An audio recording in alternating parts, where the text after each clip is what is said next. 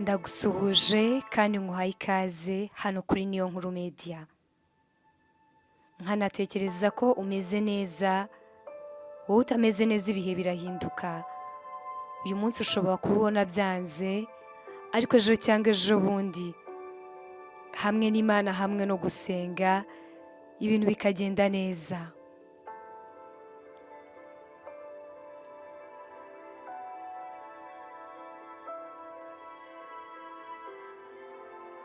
Tugiye kujya tubana namwe hano kuri Niyonkuru Media, aho tuzajya tubagezaho amakuru atandukanye kandi acukumbuye. Wahageze rero ni kuri Niyonkuru Media, ariko kandi wibuke gukora subscribe, share, like na comments.